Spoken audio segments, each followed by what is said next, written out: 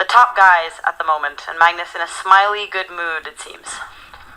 And Nihal is a bit of a crowd favourite. He starts with a accelerated London system, bringing the bishop out to f4 first, and now maybe a Jabava London system.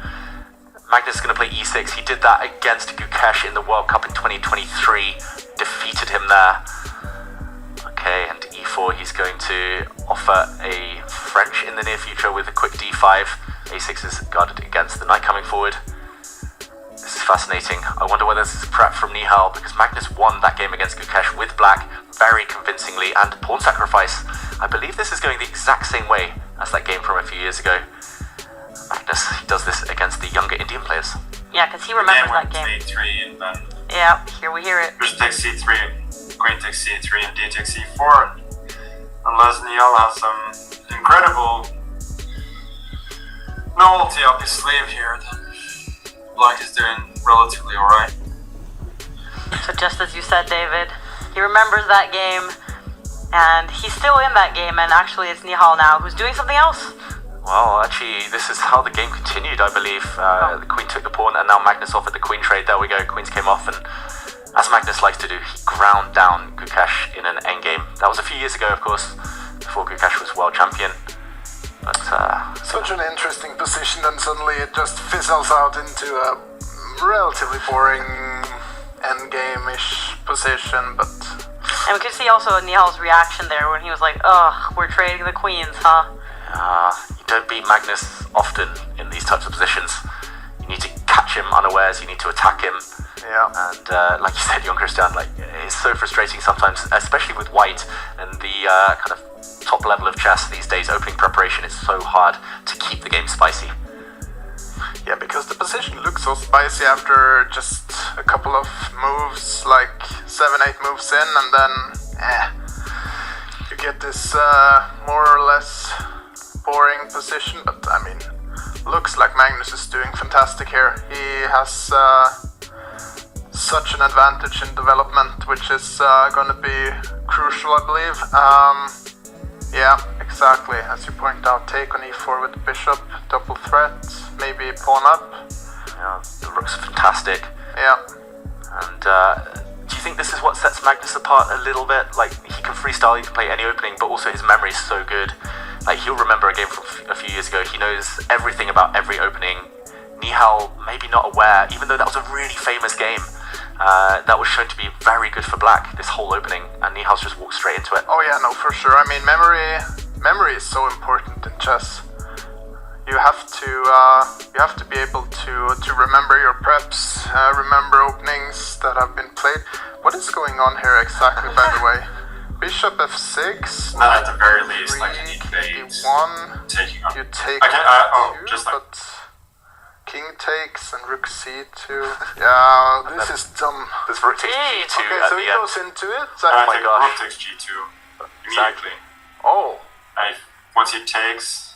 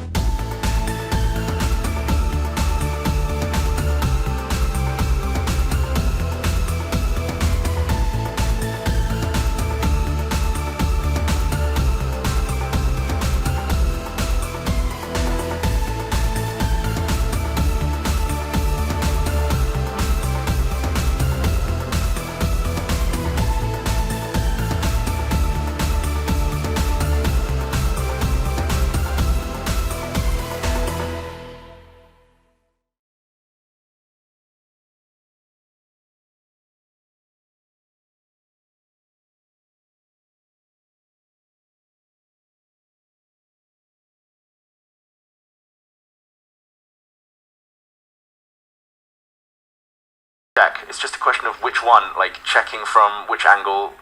It's just so unnatural to go back. A ton of time. Really? Spending a ton of time. Even Magnus.